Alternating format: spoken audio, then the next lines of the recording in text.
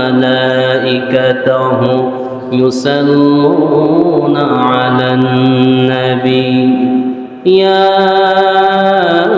أيها الذين آمنوا صلوا عليه وسلموا تسليما اللهم صل على سيدنا مولانا محمد وعلى آل سيدنا مولانا محمد رسول আমার ভালোবাসা রসুল আমার আশা রসুল আমার প্রেম বিরহের মূল আলোচনা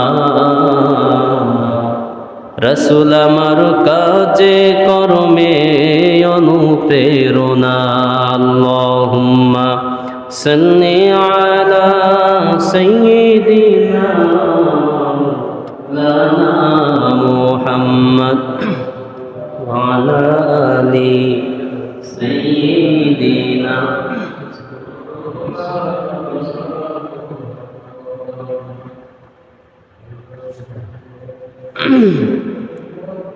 আলহামদুলিল্লাহ আল্লাহ পাক রব্বুল আলামিনের দরবারে শুকর এবং সুজুদ গুজার হচ্ছি কালিমাতুশ শুকর আদায় করি সকলে পড়ছি আলহামদুলিল্লাহ দুরূদ ও সালাম বর্ষিত হোক বিশ্ব মানবতার মুক্তির দূত সাইয়্যিদুল মুরসালিন জনাবে মুহাম্মদুর রাসূলুল্লাহ সকলে পড়ি সাল্লাল্লাহু আলাইহি ওয়াসাল্লাম মুসলমান আর একজন অমুসলমানের মধ্যে পার্থক্য হচ্ছে নবী করিম সাল্লাল্লাহু আলাইহি সাল্লাম বলছেন নামাজ সালাত একজন মুসলমান শুধু কালিমার সাক্ষ্য দিলেই মুসলমান হয় না কালিমার সাক্ষ্য শুধু দিলেই সে মুসলিম হয় না যদি সে না নামাজের পাবন্দি করে নামাজ শুধু কি জুমার দিনে নামাজ কি শুধু রমজান মাসে নাকি নামাজ শুধু মানুষ মারা গেলে জানাজাহে নাকি নামাজ শুধু শবে বরাত আর শবে মিরাজে আর শবে কদরে নামাজ শুধু শবে মিরাজ আর শবে কদরের জন্য আসে নাই নামাজ শুধু জানাজা আর জুমার জন্য আসে নাই নামাজ শুধু ঈদের নামাজ আর রমজানের নামাজের জন্য আসে নাই নামাজ 5 ওয়াক্ত দৈনিক 5 বার সে আল্লাহর কুদরতি পায়ে তার কপাল এবং নাক দিয়ে সিগনেচার করে দিবে যে হে আল্লাহ আমি আপনার গোলাম আর আপনি আমার মুনিব দৈনিক 5 বার এটা তার ডিউটি 5 বার দৈনিক আল্লাহর সামনে মাথাকে নুইয়ে দেওয়া এটা হলো মুমিন বান্দার মুসলমান হিসাবে নিজেকে পরিচয় দিতে হলে তাকে এই ডিউটি তাকে মেনে নিতে হবে পালন করতে হবে নবীজি বলছেন বাইনাল আবদি ওয়াল কুফরি তারকুস সালাত একজন আল্লাহর বান্দা প্রকৃত বান্দা এবং কাফেরের মধ্যে পার্থক্য হচ্ছে নামাজ সালাত এই জন্য নবীজি বলছেন মান আকামাহা ফাকাদ আকামাদ-দ্বীন যেই ব্যক্তি নামাজকে সুপ্রতিষ্ঠিত করলো নামাজকে সুন্দরভাবে আদায় করলো ফাকাদ আকামাদ-দ্বীন সে যেন দ্বীনকেই কায়েম করে ফেললো ওমান হাদামাহা ফাকাদ হাদামাদ-দ্বীন কিন্তু যেই ব্যক্তি নামাজকে নষ্ট করে দিল নামাজকে ছেড়ে দিল নামাজকে পরিত্যাগ করলো ফাকাদ হাদামাদ-দ্বীন সে যেন তার ধর্মকেই বিলীন করে দিল মান আকামাহা ফাকাদ আকামাদ-দ্বীন নামাজ এমন একটি ইবাদত ঈমান আনার পরেই নামাজের স্থান নামাজের ওয়াজ সব জায়গায় শুনি কিন্তু তারপরেও নামাজ আমাদের মধ্যে এই ওয়াজ আসর করে না কারণ দেখবেন ভণ্ড পীর যারা আমাদের এলাকাতেও আশপাশে অনেক আছে ভণ্ড যারা পীর মাজার পূজারি গাঁজা করি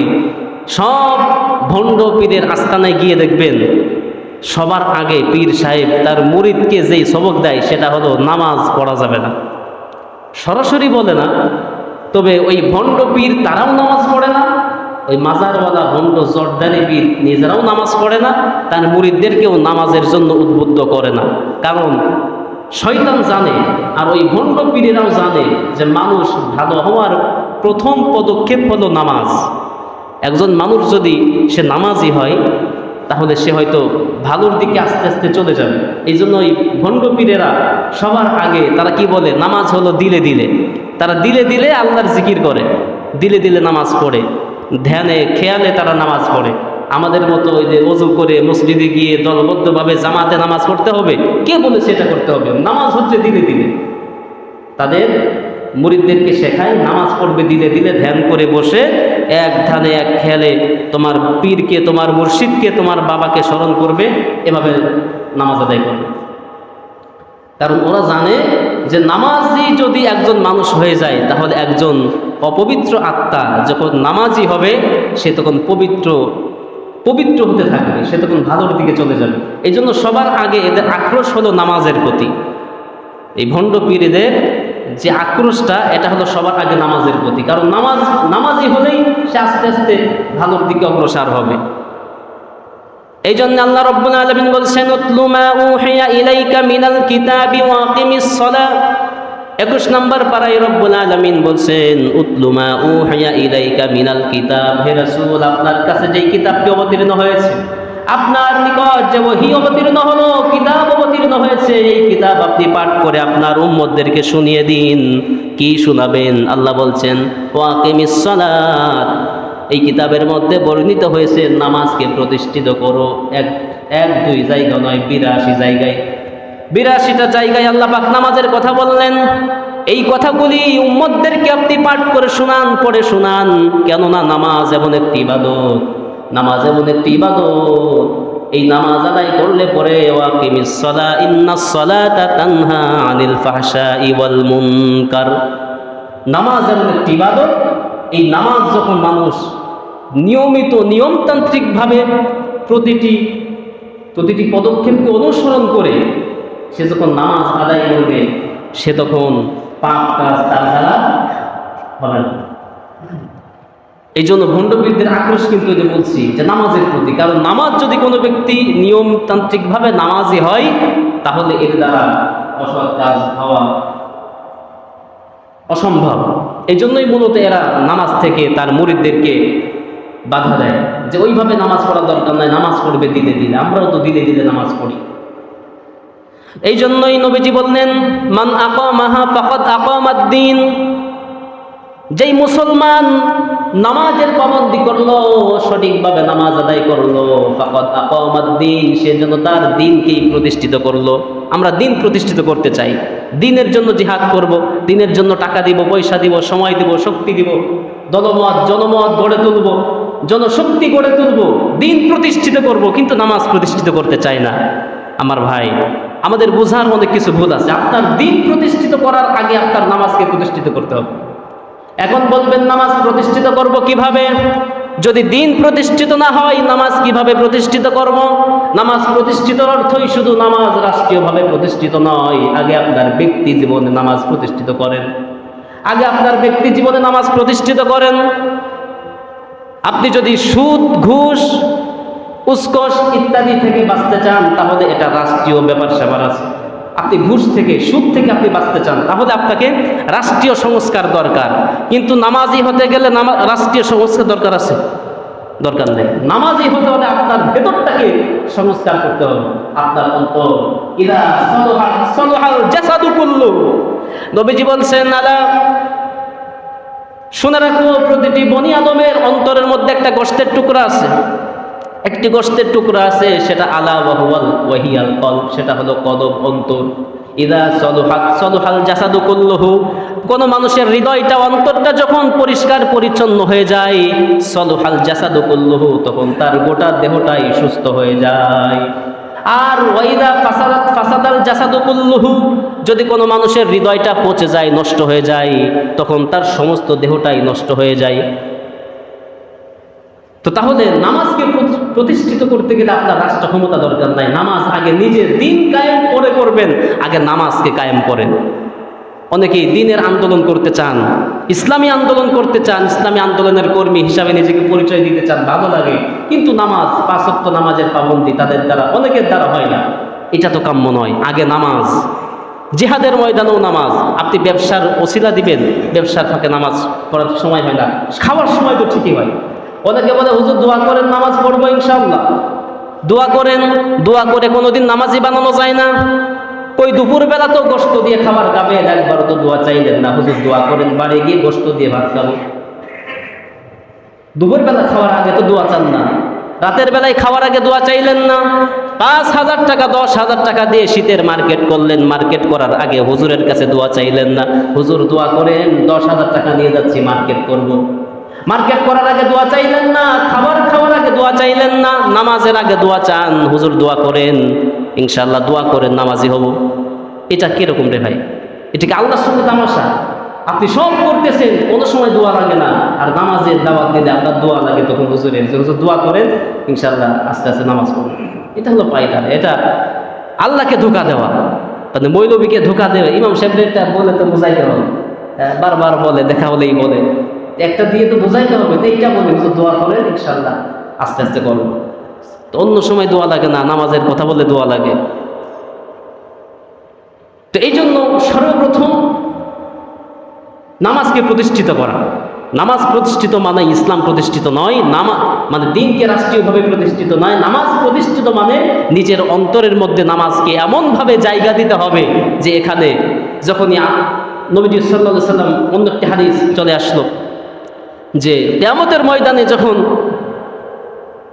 ইয়াউমা লা যিল্লা ইল্লা যিল্লু, যেদিন আরশে আজিমের ছায়া ছাড়া কোনো ছায়া থাকবে না, আরশে আজিমের ছায়া ছাড়া কোনো ছায়া থাকবে না, সেদিন 10 শ্রেণীর ব্যক্তি আল্লাহর আরশে আজিমের নিচেই ছায়া পাবে।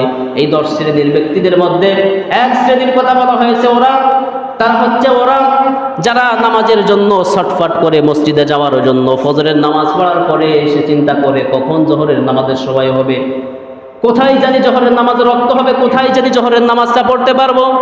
জোহরের পরে আবার সময় কম, মাত্র 2 ঘন্টা 2.5 ঘন্টা সময়, আবার খাওয়া দাওয়া করে দুপুরে ঘুমাই না জানি আসরের সময় উঠতে পারবো কিনা, ঘুমাই না। আসরের পরে আবার তেমন কোনো কাজের সঙ্গে যুক্ত হয় না জানি মাগরিব পড়তে পারবো কিনা। মাগরিবের পরে আবার এশার নামাজের জন্য মনটা ছটফট করে না জানি কোথায় গিয়ে মাগরিবের নামাজটা পড়তে পারবো। বাহিরে না পড়তে পারলেও বাসায় এসে তাড়াতাড়ি নামাজের জন্য প্রস্তুতি নেয়, হাইরে নামাজটা আমার পড়া হয় নাই, আগে এশার নামাজ পড়ে তারপরে রেস্ট নেব, খাওয়া দাওয়া করবো।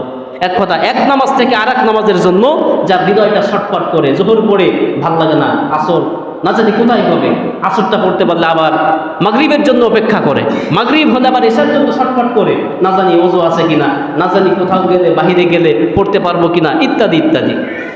তো তাহলে নিজের হৃদয়ের মধ্যে এমন একটা স্থান দিতে হবে নামাজকে, যাতে করে নবীজি যেই ঘোষণাটি দিলেন যে বাইনাল আবদি ওয়াল কুফরি তারকুস সালাত, একজন কাফের আর একজন প্রকৃত মুমিন বান্দার মধ্যে পার্থক্য হচ্ছে সালাত, নামাজ।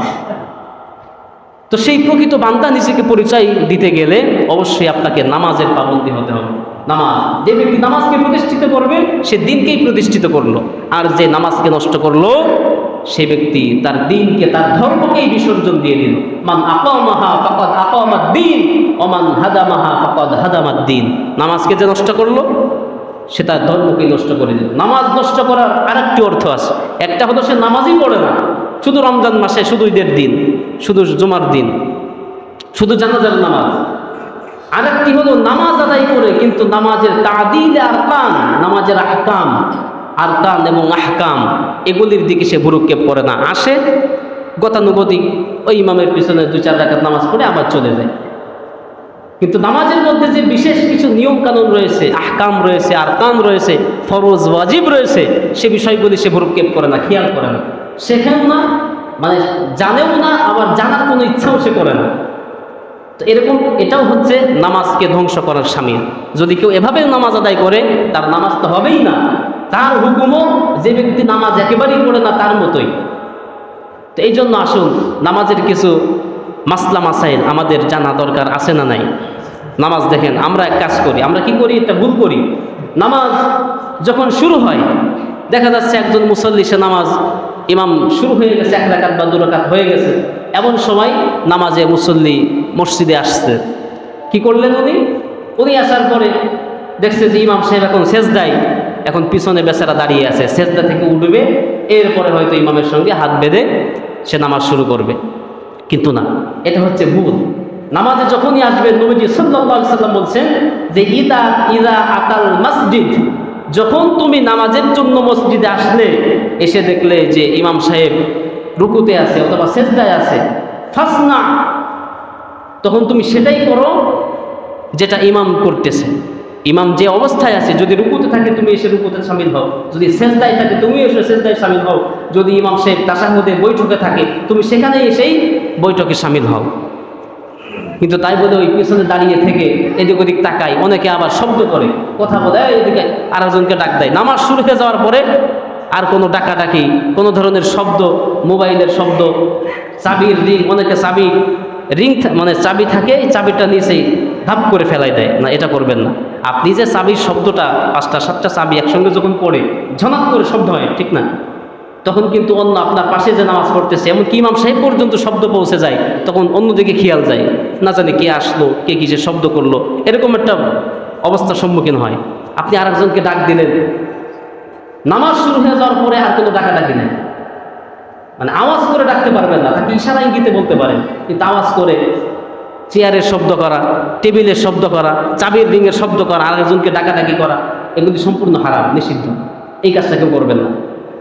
দ্বিতীয় নাম্বার, যখন অনেকে জিজ্ঞেস করেন যে হুজুর, নামাজে দাঁড়ানোর পরে খুব প্রস্রাব পায়খানার বেগ আসছে, প্রস্রাবের প্রয়োজন হয়েছে, অথবা পায়খানার চেপে গেছে হঠাৎ করে, পেটের সমস্যা, এখন কি করবেন? তো নামাজটা অনেক কষ্ট করে চেপে ধরে সে নামাজটা শেষ করে। না ভাই, এত কষ্ট আপনার দরকার নাই। আপনার নামাজ 2 রাকাত হয়ে গেছে, আর 1 রাকাত বাকি আছে, অথবা 2 রাকাত বাকি আছে, আপনি নামাজটা ছেড়ে দিবেন। নবীজি সাল্লাল্লাহু আলাইহি সাল্লাম বলছেন, শোনো, যখন এরকম অবস্থার সম্মুখীন হবে তখন তোমরা কি করবে? নামাজটা ছেড়ে দিবে। নামাজটা ছেড়ে দিয়ে আগে তোমরা প্রয়োজন সারবে, প্রস্রাব হোক, বাথরুম হোক, আগে প্রয়োজন সারবে। প্রয়োজন সারার পরে এরপরে এসে আবার নতুন করে নামাজে শরীক হয়ে, যদি জামাত পান তো ভালো, ইমামের সাথে যদি জামাত পান তো ভালো, আর যদি জামাত না পান তাও ভালো, আপনি জামাতের সব পেয়ে যাবেন, কারণ আপনি তো ইচ্ছা করে যান নাই, আপনার প্রয়োজন হয়েছে। অনেকে মনে করেন যে না, কষ্ট মষ্ট করে নামাজটা শেষ করি। না ভাই, কষ্ট মষ্ট করে যদি নামাজটা শেষ করেন, নামাজটা মাকরুহ হবে। আপনার এই যে নিম্নচাপ, এই বেগ যদি চেপে রেখে আপনি নামাজ আদায় করেন, নামাজ হয়ে যাবে, কিন্তু নামাজটা মাকরুহ হবে। এটা ঠিক নয়, এটা উচিত নয়, কারণ আপনাকে সুযোগ দিয়েছে, ইসলাম আপনাকে সুযোগ দিয়েছে যে আপনি নামাজটা ছেড়ে দেন। ছেড়ে দিয়ে আস্তে করে নাকে হাত দিয়ে আপনি যদি সামনের কাতারে থাকেন, তাহলে নাকে হাত দিয়ে নাকটা চেপে আপনি আস্তে করে বের হয়ে চলে যান। লজ্জার কিছু নাই। অনেকে লজ্জার খাতিরে এগুলো করে না। লজ্জার খাতিরে যদি নামাজ আপনি লজ্জার খাতিরে এভাবে করেন, তাহলে আর অন্য বেলায় তো আল্লাহকে লজ্জা করেন না, অন্য সময় তো আল্লাহকে লজ্জা করি না, কিন্তু নামাজের বেলায় এসে যদি আমরা এই লজ্জাটা করি, এই লজ্জা দেখাই, এটা আপনার ইমানের খতরা হবে। তো এই জন্য নামাজের বিশেষ বিশেষ কিছু নিয়ম, যেগুলি আমাদের অনেকের জানা আছে, জানা সত্ত্বেও আমরা করি না, আবার অনেকে জানিই না, তো করবো কি? অনেকে জানিই না।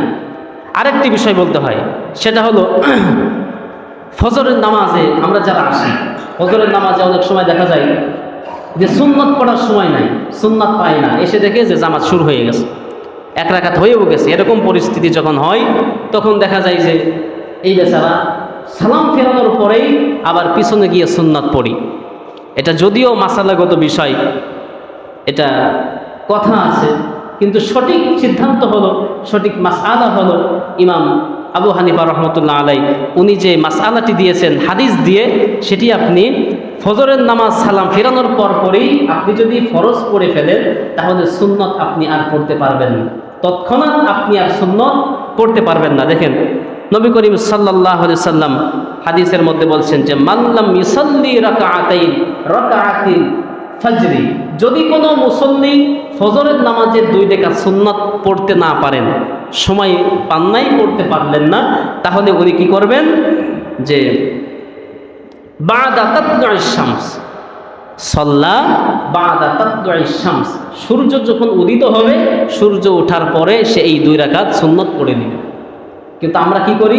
আমরা ভুল করি যে সালাম ফেরানোর পরেই আবার পেছনে গিয়ে তাড়াতাড়ি 2 রাকাত সুন্নাত পড়ি, এরপরে জিকির আজকার করি বা অন্যান্য আমল করি। না ভাই, এটা করলে যে নামাজ হবে না তা না, ওটা করলেও হবে, কিন্তু উচিত হলো, নিয়ম হলো, আসল নিয়ম হলো, ফজরের সুন্নত যদি কেউ জামাতের আগে পড়তে না পারেন, তাহলে উনি সূর্য উদিত হওয়া পর্যন্ত অপেক্ষা করবেন, এবং সূর্য যখন উঠবে মোটামুটি 15 থেকে 20 মিনিট পরে এই সুন্নত 2 রাকাত উনি আবার পড়ে নেবেন। হ্যাঁ, এখন বলবেন যে এতক্ষণ বসে থাকবো, আধা ঘন্টা প্রায়, সূর্য ওঠার 15 মিনিট আগে নামাজ শেষ হয়, সূর্য উঠবে, তারপরে 15 মিনিট 20 মিনিট পরে নামাজ পড়বো, আধা ঘন্টা বসবো, আমার অফিস আছে, আদালত আছে, ক্ষেত আছে, খামার আছে। তো যদি এমন হয় তাহলে আপনি অফিসে যাবেন, আদালতে যাবেন, ক্ষেত খামারে যাবেন, ওখানে গিয়ে আপনি 2 রাকাত পড়ে নেবেন, সমস্যা নেই। মসজিদে বসে আপনাকে পড়তে হবে তা নয়। আপনি বাসায় গেলেন, একটু কাজকর্ম করলেন, যখন দেখলেন যে আধা ঘন্টা পার হয়ে গেছে, 20 মিনিট পার হয়ে গেছে, তখন আপনি 2 রাকাত সুন্নাত পড়ে নিতে পারেন। দোকানে গেলেন, অফিসে গেলেন, সুযোগ থাকলে সেখানে আপনি পড়ে নিলেন। তো আসল নিয়ম হলো ফজরের 2 রাকাত সুন্নাত যদি কেউ পড়তে না পারেন জামাতের আগে, তাহলে উনি পড়বেন কখন? জামাত শেষ হওয়ার পরেই না, সূর্য উদিত হওয়ার মোটামুটি 15 থেকে 20 মিনিট পরে এই সুন্নত পড়বেন। এটাই হলো আসল মাসআল।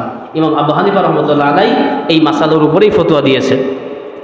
আর একটি বিষয়, সেটা হলো আমরা অনেকে দেখা যায় যে নামাজের জন্য যখন আমরা আসি, জামাত শুরু হবে, দেখা যায় 2-4-5 মিনিট আছে, আমরা এসে অনেকেই মসজিদে বসে যাই। ভাই বসবেন না। মসজিদে আসার সঙ্গে সঙ্গে যখন আপনি ডান পা দিয়ে বিসমিল্লাহি ওয়াসসালাতু ওয়াসসালামু আলা রাসূলিল্লাহ আল্লাহুম্মা ইফতাহলি আবওয়াবা রাহমাতিকা, এটা হলো মসজিদে ঢোকার দোয়া, ডান পা দিলেন এবং পড়লেন বিসমিল্লাহি ওয়াসসালাতু ওয়াসসালামু আলা রাসূলিল্লাহ আল্লাহুম্মা ইফতাহলি আবওয়াবা রাহমাতিকা। এই দোয়া পড়ার পরে আপনি যে ঢুকলেন, যদি সুন্নত আপনি আগেই পড়া থাকে এবং এসে দেখেন যে 2-4-5 মিনিট এখনো সময় আছে, তাহলে আপনি 2 রাকাত দুখুলুল মসজিদ নামাজ পড়ে নেবেন যদি সময় থাকে। যদি দেখেন যে না 1 মিনিট 1.5 মিনিট 2 মিনিট সময় আছে, তখন তো পড়া সম্ভব না। তো যদি দেখেন যে মোটামুটি 2 রাকাত নামাজ পড়ার সময় আছে, 4 মিনিট বা 5 মিনিট, আপনি 2 রাকাত দুখুলুল মসজিদ নামাজ আদায় করে নেবেন। কারণ দুখুলুল মসজিদ নামাজ খুবই গুরুত্বপূর্ণ নামাজ। শুধুমাত্র 2 বার, 2 ওয়াক্ত ব্যতীত, একটা হলো ফজর আর একটি হলো মাগরিব। ফজর এবং মাগরিব এই 2 বেলা, এই 2 ওয়াক্ত ব্যতীত রেখে বাকি 3 ওয়াক্তই আপনি দুখুলুল মসজিদ নামাজ আদায় করবেন যদি আপনার হাতে সময় থাকে।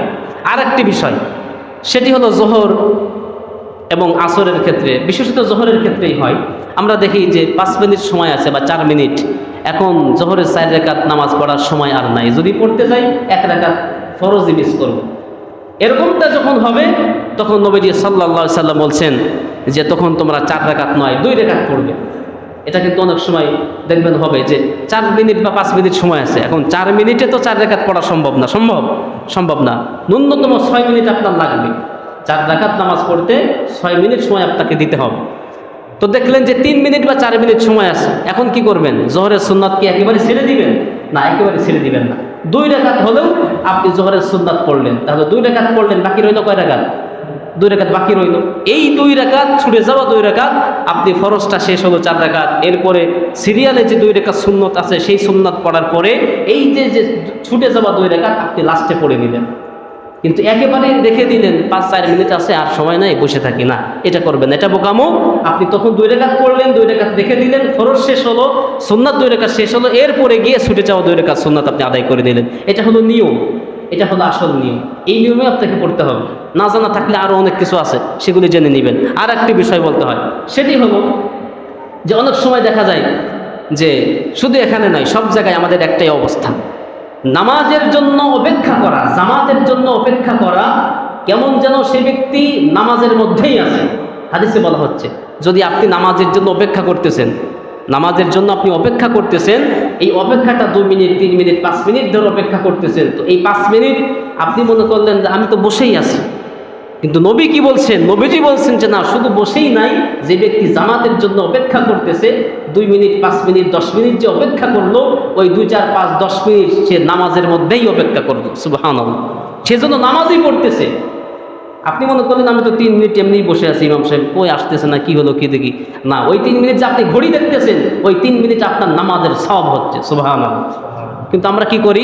ইমাম সাহেব আসার আগে একটু যদি দেখি যে 10 মিনিট কি 10 সেকেন্ড 20 সেকেন্ড বেশি হয়ে গেছে, লাফালাফি শুরু হয়ে যায়। অথচ নবীজি কি বলছেন দেখেন, আল্লাহর নবী সাল্লাল্লাহু আলাইহি সাল্লাম বলছেন, আল মুমিনু ফিল মাসজিদি কাসসামাকু ফিল মা। নবীজি বলছেন, যেই ব্যক্তি মুমিন বান্দা মসজিদে এমন ভাবে অবস্থান করবে, কাসসামাকু ফিল মা, মাছ যেমন পানির মধ্যে অপেক্ষা করে, পানির মধ্যে যেমন চলাফেরা করে, তার কোনো কষ্ট হয় না, ছটফট করে না, পানি থেকে তোলার সঙ্গেই ছটফট করা শুরু হয়ে যায়, 2 4 5 মিনিট পরে মরেও যায়। আর আল মুনাফিকু ফিল মাসজিদি কাত্তাইরু ফিল খুসুফ, আর মুনাফিক যখন মসজিদে আসে তার অবস্থা এমন হয় যে পাখিকে যখন খাঁচাবন্দি করা হয়, পাখিকে যখন খাঁচার মধ্যে বন্দি করা হয় তে তখন ছুটাছুটি করে, একবার এদিকে একবার ওদিকে একবার এদিকে ঠোকাঠুকি করে। খাঁচার মুখটা খোলার সঙ্গে সঙ্গেই ফুরুত করে দেয় ও, ঠিক কিনা? মানে ও একেবারে কি বলবো, মানে এত খুশি হয় যে খুশির ঠেলায় আত্মহারা, ঢক করে যে আবার ওই দরজার সঙ্গে বাড়ি খায় অথবা কোন গাছের ডালের সঙ্গে বাড়ি খায়, মানে ও আত্মহারা হয়ে যায় খুশিতে। তো মুনাফিকের অবস্থা হলো এই যে মসজিদে আসে কিন্তু শুধু ছটফট করে, কি রে কি এতক্ষণ লাগছে, আজকে 2 মিনিট বেশি কথা বলে ফেললো, 5 মিনিট লেট হয়ে গেল, হুজুর নামাজ শুরু করেন, কি 30 সেকেন্ড বেশি হয়ে গেছে, এখন হুজুর আসেই না।